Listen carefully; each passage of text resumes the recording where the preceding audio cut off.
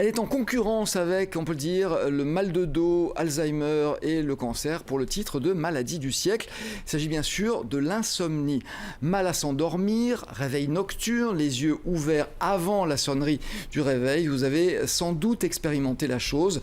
En effet, aujourd'hui, 1 actif sur 3 éprouve des difficultés à trouver le sommeil et 1 sur 5 est insomniaque, avec son lot de conséquences plus ou moins graves dans le quotidien et sur la santé. Il y a bien sûr des médicaments dont les effets secondaires sont de plus en plus pointés du doigt, des recettes douces pour les cas les moins aigus, et puis la proposition faite par notre invité d'aujourd'hui. Bonjour Clémence Pex-Lavallée. Vous êtes experte en gestion du stress et du sommeil. J'ai résumé tout à l'heure en disant sophrologue, c'est pas tout à fait ça, c'est plus compliqué en fait d'autres métiers. Bonjour Alain. Oui, je me sers des outils de sophrologie, de cohérence cardiaque, de méditation pour apporter des solutions concrètes, efficaces pour bien dormir. Oui. Alors vous nous expliquez dans ce livre qui est C'est important accompagné d'un CD qui est dans une petite pochette à la dernière page et que j'ai commencé à expérimenter, que les insomnies peuvent être traitées sans médicaments, donc ça intéresse forcément beaucoup de monde. Avant de voir comment pratiquer, on va peut-être dire qu'il existe plusieurs insomnies, plusieurs types d'insomnie.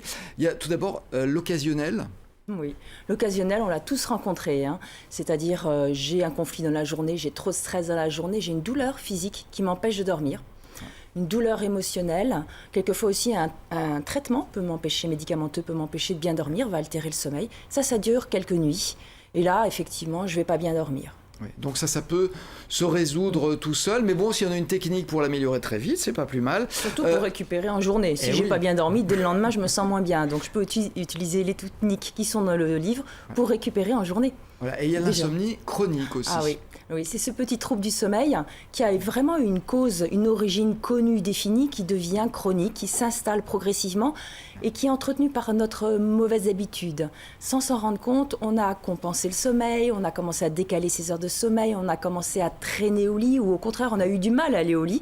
Et puis petit à petit, cette insomnie chronique s'installe, on dort de moins en moins bien, on se sent de plus en plus en insécurité quand on va dormir, on se dit encore une fois, cette nuit, je ne vais pas dormir. Et c'est terrible parce que celle-là, elle s'installe parce que justement on apprend à vivre avec, même si on vit mal. Exactement. Et puis il y a l'insomnie qu'on appelle secondaire. Oui, l'insomnie secondaire, elle est vraiment liée à des problèmes neurologiques. Ça peut être aussi lié à l'apnée du sommeil, ça peut être lié à des syndromes de jambes sans repos, c'est aussi fréquent.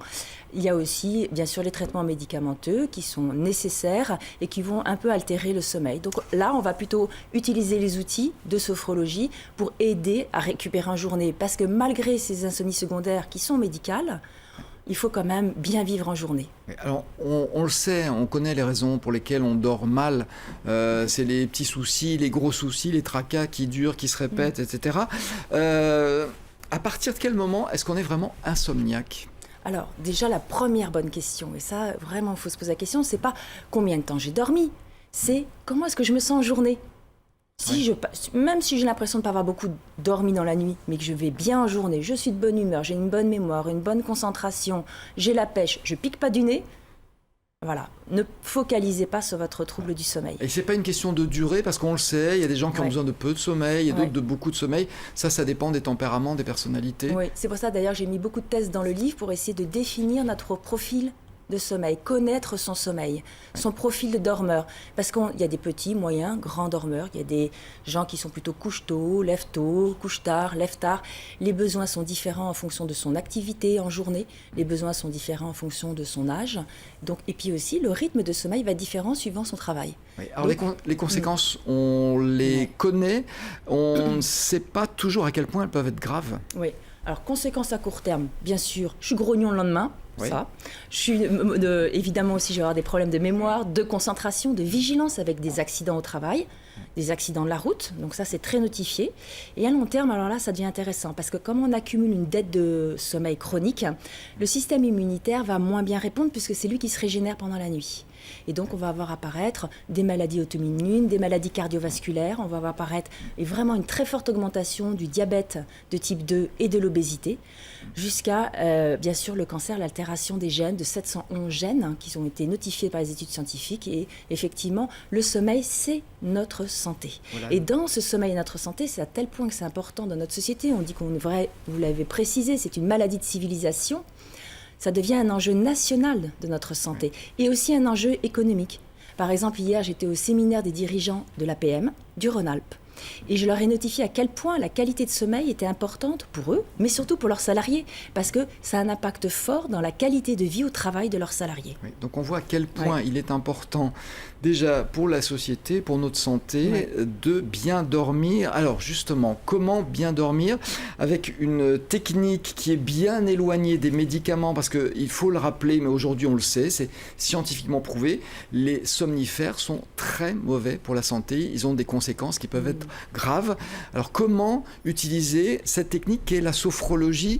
C'est quoi la sophrologie finalement? C'est une très jolie technique qui vient de la neuropsychiatrie et qui utilise aussi les techniques énergétiques orientales. Donc c'est le mélange de tout ce qui a plus de pragmatique d'occidental avec en même temps ce regard millénaire de connaissances, de bien-être, de comment rester en bonne santé avec les techniques orientales. On peut dire que dans la mécanique, c'est proche de l'hypnose ou pas? Alors, effectivement, on va apprendre à changer, à ralentir son cerveau, à calmer son cerveau, à concentrer sa pensée. Vous savez, quand on n'arrive pas à s'endormir, qu'on se réveille en pleine nuit, on a une dispersion mentale. On pense dans tous les sens. Le petit vélo est reparti dans la tête. Là, effectivement, on va apprendre à ralentir l'activité, la suractivité de notre cerveau qui a été stimulée en journée. Mais c'est plus que de l'hypnose, c'est même plus que de la relaxation. On va bien sûr détendre son corps, mais on va aussi permettre à notre système nerveux de se calmer. Et ça, c'est très important parce que toute la journée, on appuie sur le pied, sur la pédale d'accélérateur.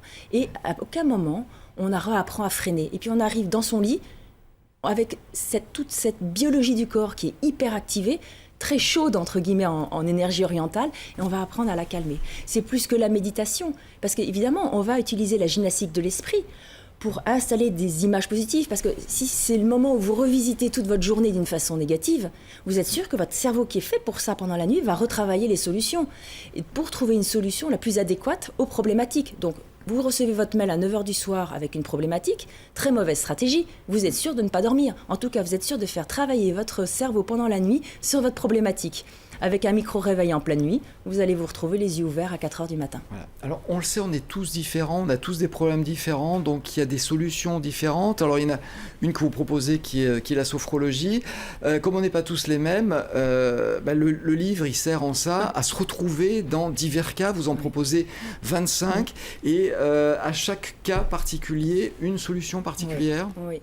Je trouve que c'est très important quand on ouvre un livre, on peut le prendre par n'importe quelle page et on va pouvoir s'identifier à un cas. Voilà, parce qu'il y a des cas concrets. Voilà, qui sont c'est vraiment des cas que j'ai reçus au traités. cabinet et que j'ai accompagnés et on a retrouvé des techniques spécifiques pour eux. Parce que vraiment, on a un profil de dormeur et chaque cas correspond à un profil de dormeur. Donc on va avoir la femme superwoman, super active. On va avoir effectivement l'enfant très angoissé avant de s'endormir parce que demain il a un contrôle de maths, il a peur de rater son année. On va avoir tous ces cas. Cette personne âgée qui a du mal, qui va se réveiller beaucoup trop tôt, qui s'endort trop tôt, qui pique du nez en journée. Comment est-ce qu'elle va le gérer? On a ceux qui voyagent, qui font du jet lag.